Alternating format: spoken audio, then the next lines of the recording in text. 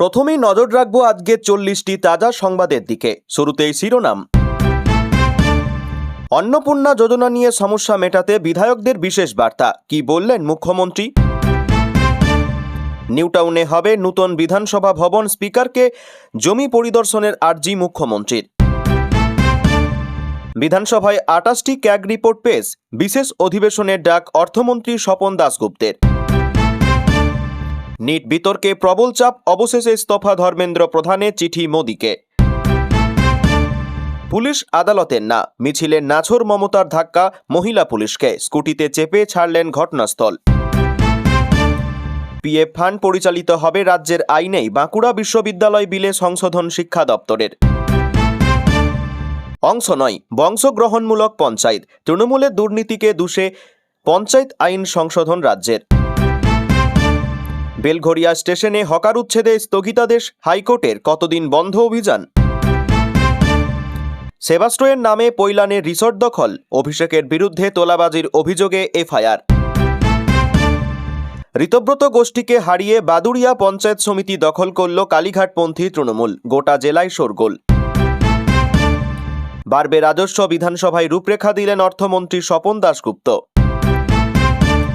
সেবাস্ট্রয়ের জন্য বাদ হাত, অভিষেককে হুঁশিয়ারি শুভেন্দুর, মুখ্যমন্ত্রীকে ধন্যবাদ খুদের বাবা মার। জেনজি দেখালো দেশ না জ্বালিয়েও লড়া যায়, শিক্ষামন্ত্রীর ইস্তফার পর মুখ খুললেন সোনমের স্ত্রী। আগ্রহ ছিল ধর্মীয় বিষয়ে, বুকে মেয়ের নিখোঁজ বার্তা নিয়ে মায়াপুরের পথে পথে ঘুরছেন বাবা। কি করেছিস ববি? বিধানসভায় ক্যাগ রিপোর্ট পেশ হতেই ফিরহাদ গে কৌতুক ছলে খোঁচা তাপস রায়ের। সারা রাত ঘুম হতো না, কেঁদে ফেললেন সিজেপির প্রতিষ্ঠাতা অভিজিৎ দীপকের বাবা মা। কলকাতার আসার পথে দুর্ঘটনার শিকার প্রাক্তন বিধায়ক কল্লোল খাঁ, চিকিৎসাধীন হাসপাতালে। প্রশ্ন ফাঁসে দায়ে কড়া পদক্ষেপ, 47 আধিকারিককে বরখাস্ত করে পুনর্গঠন শুরু এনটিএ। ইলিশ কিনতে আর হুড়োহুড়ি নয়, ঘরে বসেই অনলাইনে মিলবে পছন্দের মাছ। একটা ইস্তফা সব পাল্টায় না, কেন্দ্রকে এবার শাসনের ধরন বদলানোর কথা ভাবতে হবে, বার্তা সোনম ওয়াংচুকের। মন্দিরে চুরির পরে বোধোদয়, দেবালয়ের সামগ্রী ফিরিয়ে আত্মসমর্পণ 3 চোরের। রাজ্যে বিজেপি সরকারের 2.5 মাসে রাজস্ব আদায় 15% বেড়েছে, জানালেন অর্থমন্ত্রী। জোর সেলফ এনুমারেশন, জনগণনার সঙ্গেই হবে একগুচ্ছ কাজ, বৈঠকে জানালেন মুখ্য সচিব। হাওড়া স্টেশন হচ্ছে আরও আধুনিক, নতুন প্ল্যাটফর্মে ট্রেন পরিষেবায় আসছে বড় পরিবর্তন। আইপিএস কোটেশ্বর রাও সহ একাধিক পুলিশ কর্মীকে সাসপেন্ড, বিধানসভা থেকে ঘোষণা মুখ্যমন্ত্রীর।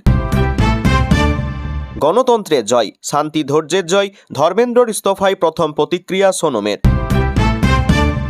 লং লিভ স্টুডেন্টস পাওয়ার, ধর্মেন্দ্রর পদত্যাগের পরে প্রতিক্রিয়া দীপকের। টালিগঞ্জের কলেজে 100 কোটি 9-6 দুর্নীতির অভিযোগে বহিষ্কৃত বাম নেতার গ্রেপ্তারি চেয়ে বিধানসভায় সরব পাপিয়া। কাকসাই রাতভর নিখোঁজ 3 নাবালক, অভিযোগ পেয়ে 3 ঘন্টার মধ্যে উদ্ধার করল পুলিশ। ধন্যবাদ বন্ধুরা, মাঝরাতের বার্তায় জেনজির অভূতপূর্ব সাড়া পেয়ে আপ্লুত মোদি। সোনম অনশন ভাঙতেই ধেয়ে আসছে কটাক্ষ, একটু মানবিক হন, সমালোচকদের জবাব স্ত্রী গীতাঞ্জলির। মহারাষ্ট্রে টেট প্রশ্নপত্র ফাঁসের মাস্টারমাইন্ড পুলিশের জালে, গ্রেপ্তার বিহার থেকে। কলকাতার চাপ কমাতে মুর্শিদাবাদ মেডিকেলও এবার সুপার স্পেশালিটি। নিম্নচাপের প্রভাবে অবিরাম বৃষ্টি, জলমগ্ন বসিরহাটের একাধিক এলাকা।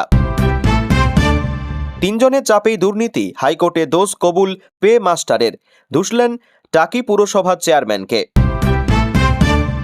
যেন উত্তর কোরিয়া, সফদরজং হাসপাতালে থাকাকালীন বন্দি দশা নিয়ে কর্তৃপক্ষের বিরুদ্ধে সরব সোনম। গুজরাট ও দমনে ভয়াবহ বন্যা, অবিরাম বৃষ্টি ও জলের স্রোত ঠেকিয়ে 170 জনকে উদ্ধার করল কোস্টগার্ড। আপাতত আন্দোলন প্রত্যাহার, 4 সপ্তাহ পর ফের আলোচনা, কেন্দ্রের সঙ্গে বৈঠকের পর ঘোষণা সিজেপির। পাশে আছে দল, ধর্মেন্দ্র ইস্তফা দিতেই বড় বার্তা বিজেপির সভাপতির, প্রশংসায় পঞ্চমুখ মন্ত্রীরাও। ক্লাসরুমের বাইরে অঙ্কের ক্লাস, বাজারে গিয়ে হাতে কলমে হিসাব শিখল খুদে পড়ুয়ারা। প্রিয় দর্শক, এবার আসছি বিস্তারিত খবরে। অন্নপূর্ণা যোজনায় জুলাই মাসে টাকা পেয়েছেন অনেকে, কেউ কেউ বাদ পড়েছেন। কেন বাদ পড়লেন ওই মহিলারা, তা খতিয়ে দেখার কাজ চলছে। এই পরিস্থিতিতে অন্নপূর্ণা যোজনার সমস্যা সমাধানে বিধায়কদের আসরে নামার নির্দেশ মুখ্যমন্ত্রী শুভেন্দু অধিকারীর। গতকাল বিজেপির পরিষদীয় দলের বৈঠকে এই নিয়ে আলোচনা করেন তিনি। প্রায় আধা ঘন্টা বৈঠক করেন তিনি। মুখ্যমন্ত্রী বলেন, অন্নপূর্ণা যোজনা নিয়ে ইতিমধ্যেই নানা বিতর্ক তৈরি হয়েছে। বিরোধীরাও বিতর্ক তৈরির চেষ্টা করছে। এই তালিকায় এমন কিছু নাম নথিভুক্ত হয়েছে যারা অন্নপূর্ণা যোজনার আওতায় আসার কথা নয়। পারিবারিক আয় 1 লক্ষ টাকারও বেশি, এরকমও অনেক নাম এই তালিকায় যুক্ত হয়েছে। আবার যাদের পাওয়ার কথা সেরকম অনেক নামও বাদ চলে গিয়েছে। শুধুমাত্র আধিকারিকদের উপরে ভরসা করলে হবে না, বিধায়কদের দায়িত্ব দিতে হবে এই তালিকার সংযোজন ও বিয়োজনে। তিনি আবার বলেন, বিধায়কদের দায়িত্ব নিতে হবে এই তালিকার সংযোজন ও বিয়োজনে। তিনি আবার বলেন, বিধায়কদেরও আরও জনসংযোগ বাড়াতে হবে। কি ভুল নাম যুক্ত হয়েছে এবং কাদের নাম যুক্ত হওয়া উচিত সেই তালিকা দ্রুত তৈরি করতে হবে। আমাদের দলের বিধায়কদের বড় ভূমিকা নিতে হবে। পূর্বতন তৃণমূল সরকারের আমলে প্রতি মাসে লক্ষ্মীর ভাণ্ডারের টাকা পেতেন মহিলারা। সাধারণ বা জেনারেল মহিলারা 1500 টাকা পেতেন, তপশিলি জাতি উপজাতির 1700 টাকা পেতেন। ক্ষমতায় আসার আগেই বিজেপির সংকল্পপত্রে লক্ষ্মীর ভাণ্ডারের পরিবর্তে অন্নপূর্ণা যোজনা চালু করার কথা বলা হয়েছিল। সেই মতো বর্তমানে প্রতি মাসে 3000 টাকা করে পাচ্ছেন মহিলারা। শর্ত সাপেক্ষে সরাসরি ব্যাংক অ্যাকাউন্টে পৌঁছেছে টাকা। চলতি মাসে 2 দফায় কয়েক হাজার মহিলার অ্যাকাউন্টে টাকা ঢুকেছে। যারা পাননি তাদের না পাওয়ার কারণ খতিয়ে দেখা হচ্ছে। নিউটাউনে তৈরি হবে নতুন বিধানসভা ভবন, প্রস্তুতি শুরু করার কথা বললেন মুখ্যমন্ত্রী শুভেন্দু অধিকারী। স্পিকার রথীন্দ্রনাথ বসুকে সর্বদলীয় দল নিয়ে জমি পরিদর্শনের অনুরোধ মুখ্যমন্ত্রীর। পাশাপাশি পিডব্লিউডির অন্যান্য নির্মাণকারী সংস্থাকে নিয়ে পরিদর্শনের কথা বললেন তিনি। বাজেট অধিবেশনে ধন্যবাদ জ্ঞাপন ভাষণে বক্তৃতা দিতে ওঠেন মুখ্যমন্ত্রী শুভেন্দু অধিকারী।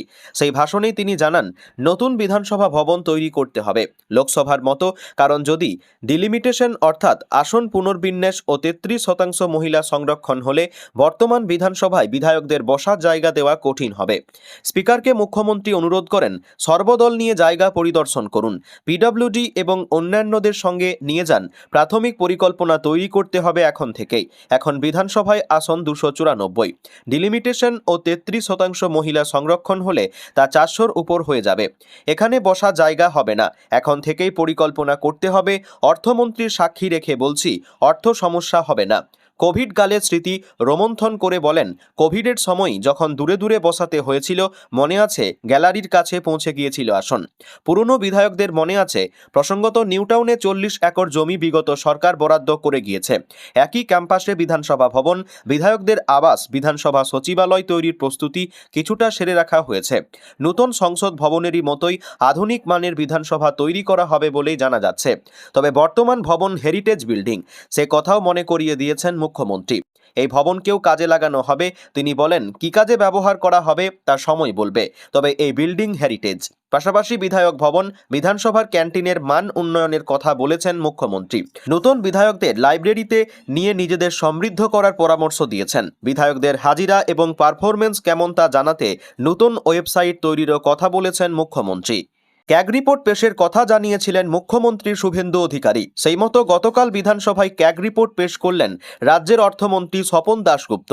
এদিন প্রথমার্ধের অধিবেশনে মোট 28টি ক্যাগ রিপোর্ট পেশ করা হলো। এ বিষয়ে বিগত তৃণমূল সরকারেও একহাত নিয়েছেন মন্ত্রী। তৃণমূলের দুর্নীতি নিয়েও আরও একবার প্রশ্ন উঠেছে। তৃণমূল আমলে গত কয়েক বছর ধরে এইসব গুরুত্বপূর্ণ রিপোর্ট পেশ হয়নি। এই ক্যাগ রিপোর্ট পেশ না হওয়া বিধানসভার অন্দরে বড়সড় ত্রুটি, এমনই আখ্যা দিয়েছেন অর্থমন্ত্রী। গতকাল স্পিকার রথীন্দ্র বসে দৃষ্টি আকর্ষণ করেন স্বপন দাশগুপ্ত। তিনি বলেন, কোনো জানা এবং অজানা কারণে গত কয়েক বছর ধরে এই সিএজি রিপোর্টগুলি আমাদের বিধানসভায় পেশ করা হয়নি। এটা একটা বড় সাংবিধানিক ল্যাপস। তিনি আরও বলেন, আপনারা জানেন সংবিধানে কম্প্ট্রোলার এবং অডিটর জেনারেলের রিপোর্টের একটা সাংবিধানিক গুরুত্ব আছে। সব সরকারের দায়িত্ব সেটা বিধানসভায় পেশ করা। এদিন পেশ করা 28টি রিপোর্টে 2021 সাল থেকে 25 সাল পর্যন্ত একাধিক অর্থবর্ষের অডিট রয়েছে। কোন কোন বিষয়ে রিপোর্ট পেশ হয়েছে? প্রাথমিকভাবে জানা গিয়েছে, জনস্বাস্থ্য পরিকাঠামো ও স্বাস্থ্য পরিষেবা, অঙ্গনওয়াড়ি ও আইসিডিএস পরিষেবা, পঞ্চায়েতি রাজ, আদিবাসী এলাকায় জমি ব্যবস্থাপনা সহ একাধিক ক্ষেত্রে রিপোর্ট পেশ হয়। রাজ্য সরকারের অর্থ দপ্তর, বিভিন্ন রাষ্ট্রায়ত্ত সংস্থা সহ আরও একাধিক বিষয়ে রিপোর্ট দেওয়া হয়েছে। অর্থমন্ত্রী বিধানসভায় স্পষ্ট বলেন, আমরা সামনের দিনে পুরো একটা স্পেশাল অধিবেশন, স্পেশাল সেশন করতে চাই, যেখানে এই সিএজি রিপোর্টগুলি নিয়ে আলোচনা হবে। এটা খুবই গুরুত্বপূর্ণ। রাজ্যের বর্তমান আর্থিক পরিস্থিতি ও বিপুল দেনা নিয়েও এদিন বিধানসভায় সরব হয়েছেন স্বপন দাশগুপ্ত। সরকারের যে কোনো ত্রুটি মানুষের কাছে সর্বজনীনভাবে তুলে ধরাই বিজেপি সরকারের কর্তব্য, সেই কথাও এদিন জানিয়েছেন অর্থমন্ত্রী। অবশেষে ককরোচদের মূল দাবি মানল কেন্দ্র। ইস্তফা দিলেন কেন্দ্রীয় শিক্ষামন্ত্রী ধর্মেন্দ্র প্রধান। ককরোচ জনতা পার্টির প্রায় সব দাবি মেনে নিয়েছিল কেন্দ্র, তবে তাদের মূল দাবি ছিল শিক্ষামন্ত্রীর ইস্তফা।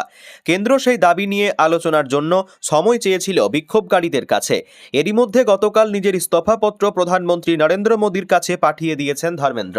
সোশ্যাল মিডিয়ায় দীর্ঘ পোস্ট করে পদ ছাড়ার কথা জানিয়ে দিয়েছেন তিনি। সূত্রের খবর, গতকাল সকালে ধর্মেন্দ্র প্রধান প্রধানমন্ত্রী নরেন্দ্র মোদীকে ইস্তফাপত্র পাঠিয়ে দিয়েছেন। এদিন সোশ্যাল মিডিয়ায় প্রধান লেখেন, দেশের পড়ুয়াদের ভবিষ্যৎ উন্নত ও দুর্নীতিমুক্ত শিক্ষা ব্যবস্থায় আমার কাছে সবচেয়ে গুরুত্বপূর্ণ।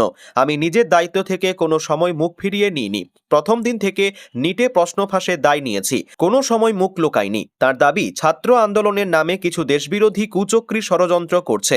এই কুচক্রীরা যাতে কোনোভাবেই পরিস্থিতির সুবিধা তুলতে না পারে, সেজন্যই আমার ইস্তফা। আমার এই পদত্যাগপত্র দেশের জন্য। মাসখানেক আগে যখন দিল্লির যন্তর মন্তরে ধর্মেন্দ্র প্রধানের ইস্তফার দাবিতে ধর্ণা শুরু করে ককরোচ জনতা পার্টি, একাধিক দাবি থাকলেও প্রধানের ইস্তফায় তাদের মূল দাবি ছিল ককরোচদের এই আন্দোলনকে শুরুতে সেভাবে পাত্তাই দেয়নি কেন্দ্র। কিন্তু যত দিন গিয়েছে ততই যেন গতি পেয়েছে আন্দোলন। একে একে মূল সারির বিরোধী দলগুলিও আন্দোলনে যোগ দেয়। ধীরে ধীরে নাগরিক সমাজ, সেলিব্রিটিরাও যোগ দেন আন্দোলনে। ককরোচদের আন্দোলনে গণ আন্দোলনে পরিণত হয়। শেষমেশ প্রবল চাপে ইস্তফা দিলেন প্রধান। কেন্দ্রীয় শিক্ষামন্ত্রীর এই ইস্তফার সিদ্ধান্তকে পড়ুয়াদের আন্দোলনের জয় হিসাবে বর্ণনা করেছেন ককরোচ জনতা পার্টির প্রতিষ্ঠাতা অভিজিৎ দীপকে। অন্যদিকে এদিন আন্দোলনকারীদের কার্যত সব দাবি মেনে নিল কেন্দ্র। সরকারের কাছে দাবি মানার লিখিত গ্যারান্টি পেয়ে আন্দোলন প্রত্যাহার করে ককরোচ জনতা পার্টি। দিল্লিতে নিট প্রশ্ন ফাঁসের প্রতিবাদে ককরোচ পার্টির সমর্থনে কলকাতায় মিছিলের পরিকল্পনা ছিল কালীঘাট তৃণমূলের। পুলিশের না সত্ত্বেও গতকাল আদালতে ছোটেন মমতাপন্থীরা। কলকাতা হাইকোর্টেও মেলেনি অনুমতি। পুলিশ আদালতের অনুমতি না পেয়েও আন্দোলনে নাছোড়বান্ধা কালীঘাট তৃণমূল। এদিন বেলা বাড়ার সঙ্গে সঙ্গেই নিজেদের নির্ধারিত সূচি মতোই পদ্মপুকুরে জমায়েত শুরু করেন তারা। পুলিশ প্রথম থেকে তাদের বাধা দিলেও কানে কথা তোলা হয়নি বলে অভিযোগ। বিকেল গড়াতেই পদ্মপুকুরে তৃণমূলের জমায়েত উপস্থিত হন মমতা বন্দ্যোপাধ্যায়। তারপরেই নাটকীয় মোড় নেয় গোটা পরিস্থিতি। মিছিলের উদ্দেশ্যে তৃণমূল কর্মীরা জড়ো হতে থাকেন। মমতা পৌঁছাতেই শুরু হয় স্লোগান। পুলিশের তরফে বারবার তাদের এলাকা খালি করতে বলা হলেও পাল্টা পুলিশের বিরুদ্ধে চড়াও হন তৃণমূল নেতা কর্মীরা। এরপরই তৈরি হয় উত্তপ্ত পরিস্থিতি। জমায়েত ঠেকাতে পদ্মপুকুর থেকে আটক করা হয় তৃণমূল নেতা কর্মীদের। কুণাল বৈশানর সহ বহু নেতাকে প্রিজন ভ্যানে তুলে লালবাজার নিয়ে যাওয়া হয়। মিছিলে পুলিশ কর্মীরা বাধা দিতেই ক্ষোভ উগরে দেন মমতা। তিনি স্পষ্ট জানান, জুলুমবাজি করে কণ্ঠরোধ করার চেষ্টা করছে বিজেপি সরকার। নিটের প্রশ্ন ফাঁসের প্রতিবাদে আমরা ছাত্রদের পাশে ছিলাম, ভবিষ্যতেও থাকব। কেন্দ্রীয় শিক্ষামন্ত্রী ধর্মেন্দ্র প্রধান বাধ্য হয়েছেন ইস্তফা দিতে। ছাত্রদের আন্দোলনকে ভয় পেয়েছে, এ রাজ্যেও আমাদের প্রতিবাদকে ভয় পেয়ে আটকে দেওয়া হচ্ছে। আমি চুপ করে থাকার লোক না। জানা গিয়েছে, দিন মেজাজ হারিয়ে এক মহিলা পুলিশ কর্মীকে ধাক্কা দেন মমতা। এরপরেই পুলিশ কর্মীদের সরিয়ে স্কুটিতে চেপে এলাকা ছাড়েন কালীঘাট তৃণমূলের নেত্রী। সঙ্গে বেশ কয়েকটি বাইক, স্কুটিতে রওনা দেন তৃণমূল কর্মীরা। প্রথমে তারা লালবাজারের উদ্দেশ্যে যাচ্ছেন মনে করা হলেও পরে রুট বদলে তৃণমূলের বাইক মিছিল ঘুরে যায় কালীঘাটের দিকে। অন্যদিকে কুণাল বৈশানরদের আটক করে লালবাজার নিয়ে যেতেই সেখানে পৌঁছে যান ডেরেক ও ব্রাইন ও দোলা সেন। লালবাজারের গেটের বাইরে মোতায়েন করা হয় বিশাল পুলিশ বাহিনী। গেট ঠেলে তৃণমূল সাংসদ ভেতরে ঢোকার চেষ্টা করলে তাকে কার্যত ঠেলে সরিয়ে দেওয়া হয়। প্রসঙ্গত, এদিন কলেজ স্ট্রিট থেকে ধর্মতলা পর্যন্ত মিছিলের পরিকল্পনা ছিল কালীঘাট তৃণমূলের। পুলিশের অনুমতি না পেয়ে আদালতে দ্বারস্থ হতে সেখানেও ধাক্কা খায় কালীঘাট তৃণমূল। উল্লেখযোগ্যভাবে বলা যেতেই পারে, ককরোচদের মূল দাবি মেনে গতকাল দুপুরে ইস্তফা দেন কেন্দ্রীয় শিক্ষামন্ত্রী ধর্মেন্দ্র প্রধান। তারপরেও এ রাজ্যের মমতাপন্থী বিরোধীদের আলোচনায় ভেসে থাকার চেষ্টা ফ্লপ শো বলে কটাক্ষ শাসক শিবিরের। রাজ্য বিশ্ববিদ্যালয়গুলির কর্মচারীদের পিএফ ফান্ড পরিচালিত হবে রাজ্যের আইন অনুযায়ী। বাঁকুড়া বিশ্ববিদ্যালয় বিলে সংশোধন আনল রাজ্য সরকার। গতকাল এই সংশোধন আনা হয়েছে। শুধু তাই নয়, আগামী দিনে 21টি বিশ্ববিদ্যালয়ের ক্ষেত্রে একইভাবে এই সংশোধনী আনা হবে বলে জানিয়েছেন উচ্চশিক্ষামন্ত্রী জগন্নাথ চট্টোপাধ্যায়। তৃণমূল সরকারের আমলে তৈরি হয় বাঁকুড়া বিশ্ববিদ্যালয়, যা কিনা রাজ্য সরকারের অধীনে। দেখা যায়, বাঁকুড়া বিশ্ববিদ্যালয়ের নীতি নির্ধারণের ক্ষেত্রে যে আইন তৈরি হয় তা কলকাতা বিশ্ববিদ্যালয়ের আইনকেই ছেপে দিয়েই। মন্ত্রীর অভিযোগ, ৭৫ সালের আইনকে ২০২৫ সালে ছেপে দেওয়া হলো। আর এখানেই তৈরি হয় জটিলতা। বিশেষ করে পিএফ অ্যাকাউন্টের নিয়ন্ত্রণ নিয়ে তৈরি হয় সমস্যা। জগন্নাথ চট্টোপাধ্যায় জানান, কেন্দ্র তাদের পিএফ একভাবে গভর্নর করেন, রাজ্য আলাদাভাবে করে। কলকাতা বিশ্ববিদ্যালয়ের আইন ঠুকতে গিয়ে সব এক হয়ে যায় বলে দাবি মন্ত্রীর। তার কথায়, রাজ্যের অধীনে যে বিশ্ববিদ্যালয়গুলি রয়েছে তাদের কর্মচারীদের গভর্ন কেন্দ্রের মতো হয়ে গেছিল, কিন্তু তাদের আচরণ ছিল রাজ্য সরকারের আওতাধীন। ব্যাপক জটিলতা তৈরি হয়, সংশোধনী এনে তা মেটানো হলো। শুধু তাই নয়, আগামী দিনে অন্যান্য বিশ্ববিদ্যালয়গুলির ক্ষেত্রেও পিএফ কিভাবে নিয়ন্ত্রিত হবে সেটা রাজ্য সরকারই ঠিক করবে বলে জানিয়েছেন মন্ত্রী জগন্নাথ চট্টোপাধ্যায়। তার কথায়, 21টি বিশ্ববিদ্যালয়ের ক্ষেত্রে পিএফ কিভাবে নিয়ন্ত্রিত হবে সেটা আমরা ঠিক করব। এই বিষয়ে পূর্বতন তৃণমূল সরকারকে তোপ দেগে মন্ত্রী আরও জানান, আগের সরকার এই ক্ষেত্রে একেবারেই যত্নশীল ছিল না, তবে এই সরকার সবটা ঠিক করবে। তৃণমূল আমলে অংশ নয়, বংশগ্রহণমূলক পঞ্চায়েতের ব্যবস্থা গড়ে উঠেছিল। একাধিক প্রকল্পে দুর্নীতির অভিযোগ, 100 দিনের কাজ থেকে বিভিন্ন টেন্ডারে কাটমানি, টাকা আত্মসাৎ, যা পঞ্চায়েত প্রধানদের অতিরিক্ত ক্ষমতার ফল। সেই অপব্যবহার দমনে পঞ্চায়েতের পরিষেবা দ্রুত ও স্বচ্ছভাবে সাধারণের কাছে পৌঁছে দিতে পঞ্চায়েত আইন সংশোধনের পথে রাজ্য সরকার। বিধানসভায় মন্ত্রী দিলীপ ঘোষ বললেন, সংবিধানের অধিকার ছিনিয়ে নেওয়া হয়নি, কাটমানি খাওয়ার অধিকার ছিনিয়ে নিচ্ছি। বিল সই করবে সেক্রেটারি, শুধু অনুমতি দেবেন প্রধান। রাজ্যে বিজেপি ক্ষমতায় আসার পর থেকে একাধিক প্রকল্প চালু হয়েছে। বন্ধ হয়ে থাকা কেন্দ্রীয় সরকারের প্রকল্পের কাজ শুরু হয়েছে। নতুন পঞ্চায়েত বিলে অন্নপূর্ণা যোজনা, আয়ুষ্মান, জিরামজির মতো জনপ্রিয় ও জনকল্যাণমূলক প্রকল্পের টাকা ছাড়ার বিষয়টি এবার থেকে প্রশাসনিক স্তরে দেওয়ার কথা হয়েছে বিলে। রাজনৈতিক নেতাদের ক্ষমতার অপব্যবহার রুখতেই এই সিদ্ধান্ত। পঞ্চায়েত আইন সংশোধনীর সপক্ষে বলতে উঠে পঞ্চায়েত ও গ্রামোন্নয়ন মন্ত্রী দিলীপ ঘোষ বলেন, বিডিও এসডিও সই করেন, ডিএম সই করেন, পঞ্চায়েত প্রধানের বদলে সেক্রেটারি সই করলে কি অসুবিধা হবে? কাটমানি কমে যাবে। গরিব মানুষগুলো কাজ করে টাকা পায়নি, অনুমতি প্রধান দেবেন, কিন্তু সংবিধানের অধিকার ছিনিয়ে নেওয়া হয়নি। কাটমানি খাওয়ার অধিকার ছিনিয়ে নিচ্ছি কেন এই বিল? মন্ত্রী বলেন, 100 দিনের টাকা আবার আসবে, কাজ হবে, সেই টাকা মানুষের হাতে যাক, আমরা চাই। তাই এই সংশোধন। যারা বলছে মানুষকে বঞ্চিত করার কথা, কেন এতদিন পুরসভায় নির্বাচন হয়নি, প্রশাসক বসিয়ে রাখলেন, কোর্টে গেলেন, কোর্ট বলল অবৈধ, আপনারা আবার নিজেদের চেয়ারম্যান বসালেন, এভাবে অবৈধ কাজ করেছেন, তাই এই বিল। পঞ্চায়েত বিল নিয়ে আলোচনার সময় বলতে ওঠেন মন্ত্রী জগন্নাথ চট্টোপাধ্যায়। তৃণমূলকে দুষলেন তিনি। গতকাল বিধানসভায় পঞ্চায়েত সংশোধনী বিল পেশ করা হলে তা বিপুল সমর্থন পেয়ে পাস হয়ে যায়। বিলের সপক্ষে ভোট পড়েছে 169টি, বিলের বিপক্ষে ভোট পড়েছে 13টি, অনুপস্থিত রয়েছেন 32। 13টি বিপক্ষের ভোটের মধ্যে 9 জন কালীঘাটের বিধায়ক, বাকি 4টির মধ্যে নৌসাদ সিপিএম আর কংগ্রেসে 2 রয়েছে। বেলঘরিয়া স্টেশনে উচ্ছেদ বন্ধ রাখার নির্দেশ কলকাতা হাইকোর্টের। গতকাল বিচারপতি সৌগত ভট্টাচার্য রেল কর্তৃপক্ষকে এই নির্দেশ দিয়েছেন। 31শে আগস্ট পর্যন্ত উচ্ছেদ অভিযান বন্ধ রাখার নির্দেশ দেওয়া হয়েছে। উভয় পক্ষের বক্তব্য শোনার পর আগামী 13ই আগস্ট মামলার পরবর্তী শুনানির দিন ধার্য করেছে আদালত। রাজ্য জুড়ে বিভিন্ন স্টেশনে রেলের অবৈধ দখলদার উচ্ছেদ করেছে রেল। যাত্রী নিরাপত্তা ও স্টেশন চত্বর স্বচ্ছতা রাখতে এবং বিভিন্ন কাজে গতি আনতে রেলের এই সিদ্ধান্ত বলে জানানো হয়েছে। সেজন্যই বেলঘরিয়া স্টেশনে 14 জুলাই উচ্ছেদ সংক্রান্ত নোটিশ জারি করে রেল। দখলদাররা রেলের জায়গা ছেড়ে দিক, না হলে রেল আইন অনুযায়ী প্রয়োজনীয় ব্যবস্থা নেবে রেল। তার পরিপ্রেক্ষিতে মামলা দায়ের হয় কলকাতা হাইকোর্টে। এদিন মামলাটি উপস্থাপন করার সময় আইনজীবী শামীম আহমেদ জানান যে গত 14 জুলাই এ সংক্রান্ত নোটিশ জারি করা হয়েছিল। এরপর বেশ কয়েকটি আবেদন দাখিল করা হয়। সংশ্লিষ্ট সব বিষয় নিয়ে আগামী 12, 13 ও 14 আগস্ট একটি কোঅর্ডিনেট বেঞ্চে শুনানির দিন ধার্য রয়েছে। রাজ্যের আইনজীবী আদালতে জানান, এই মামলায় রাজ্য সরকার সরাসরি কোনো পক্ষ নয়। উভয় পক্ষের সওয়াল জবাব শোনার পর আদালত উচ্ছেদ অভিযানে স্থগিতাদেশ দিয়েছে। আমজনতার হিতার্থে অভিষেক বন্দ্যোপাধ্যায়ের লোকসভা কেন্দ্র ডায়মন্ড হারবারের অন্যতম স্বাস্থ্য শিবির সেবাশ্রয় চালু করা হয়েছিল, কিন্তু তার পরতে পরতে সীমাহীন দুর্নীতি রাজ্যে পালাবদলের পর থেকেই একে একে তার সামনে আসতে শুরু করেছে। সেবাশ্রয়ের বেনিয়ম তুলে ধরে গতকালই বিধানসভায় বিবৃতি পেশ করেন মুখ্যমন্ত্রী শুভেন্দু অধিকারী। এদিনই সেবাশ্রয়কে কেন্দ্র করে নতুন অভিযোগ সামনে এলো। পৈলানের রিসর্ট দখল করে সেবাশ্রয়ের ডাক্তার কর্মীদের থাকা ও খাওয়ার ব্যবস্থা করা হয়েছিল বলে অভিযোগ। বকেয়া টাকা চাইতে গেলে অভিষেকের অনুগামীরা রিসর্ট ভেঙে দেওয়ার হুমকি দিয়েছে বারংবার। অভিষেক বন্দ্যোপাধ্যায় বিষ্ণুপুরের প্রাক্তন তৃণমূল বিধায়ক দিলীপ মণ্ডল অভিষেকের প্রাক্তন পিএ সুমিত রায়ের বিরুদ্ধে বিষ্ণুপুর থানায় অভিযোগ দায়ের করা হয়। অভিযোগপত্রে উল্লেখ করা হয়, অভিষেক বন্দ্যোপাধ্যায়ের আত্মসহায়ক সুমিত রায় ও বিধায়ক দিলীপ মণ্ডলের বিরুদ্ধে তোলাবাজির অভিযোগ তোলে রিসোর্ট কর্তৃপক্ষ।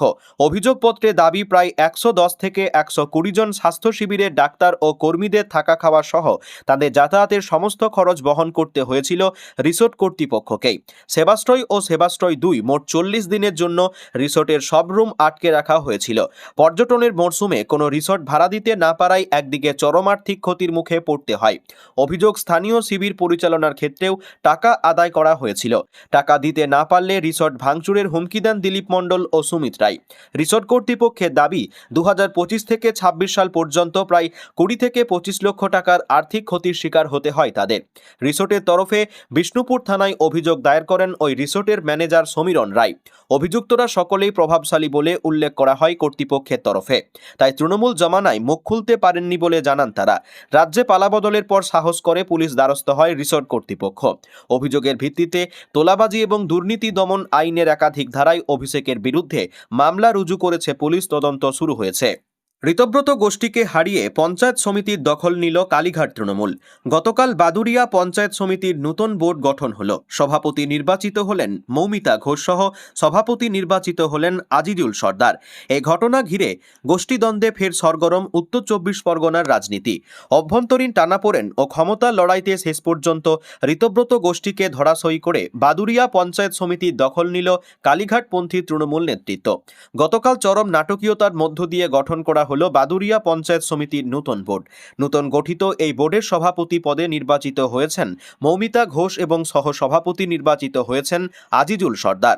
দলীয় সূত্রে জানা গেছে, তৃণমূল কংগ্রেস পরিচালিত এই পঞ্চায়েত সমিতির প্রাক্তন সভাপতি কুহেলিকা পারভিনের বিরুদ্ধে দীর্ঘদিন ধরে দুর্নীতি ও আর্থিক অনিয়মের একাধিক অভিযোগ উঠছিল। তিনি ঋতব্রত গোষ্ঠীর ঘনিষ্ঠ হিসেবে পরিচিত ছিলেন। দুর্নীতির অভিযোগে সরব হয়ে সম্প্রতি পঞ্চায়েত সমিতির সভাপতি কুহেলিকা পারভিন ও তৎকালীন সহসভাপতির বিরুদ্ধে সরব হন তৃণমূলেরই একাংশ। পরিস্থিতি চূড়ান্ত রূপ নেয় যখন কুহেলিকা পারভিনদের বিরুদ্ধে অনাস্থা প্রস্তাব আনা হয়। এরপরে শুরু হয় বাদুড়িয়া পঞ্চায়েত সমিতির কর্তৃত্ব পাওয়ার পর চরম স্নায়ুযুদ্ধ। শেষ হাসি হাসল কালীঘাটপন্থীরাই। গতকাল অনাস্থা ভোটকে কেন্দ্র করে প্রশাসনিক ও রাজনৈতিক তৎপরতা ছিল তুঙ্গে। ভোটাভুটির লড়াইয়ে শেষ পর্যন্ত জয় হয় মমতা বন্দ্যোপাধ্যায়ের অনুগামী বলে পরিচিত কালীঘাটপন্থী তৃণমূল সদস্যদের। ঋতব্রত গোষ্ঠীর সমর্থিত তৃণমূল সদস্যদের ভোটাভুটিতে বড় ব্যবধানে পরাস্ত করে পঞ্চায়েত সমিতির সম্পূর্ণ নিয়ন্ত্রণ নিজেদের হাতে তুলে নেয় কালীঘাটপন্থীরা। ভোটাভুটি প্রক্রিয়া শেষে নতুন বোর্ড গঠনের কথা আনুষ্ঠানিকভাবে ঘোষণা করা হয়। সভাপতি হিসেবে শপথ নেন মৌমিতা ঘোষ এবং সহসভাপতি পদে দায়িত্ব নেন আজিজুল সর্দার। নতুন বোর্ড গঠনের পর মৌমিতা জানান, দুর্নীতির বিরুদ্ধে এই জয় বাদুড়িয়ার মানুষের জয়। নতুন বোর্ডের নতুন নেতৃত্বের হাত ধরে পঞ্চায়েত সমিতিতে স্বচ্ছতা ফিরবে এবং এলাকার থমকে থাকা উন্নয়নমূলক কাজগুলো দ্রুত গতিতে এগিয়ে যাবে।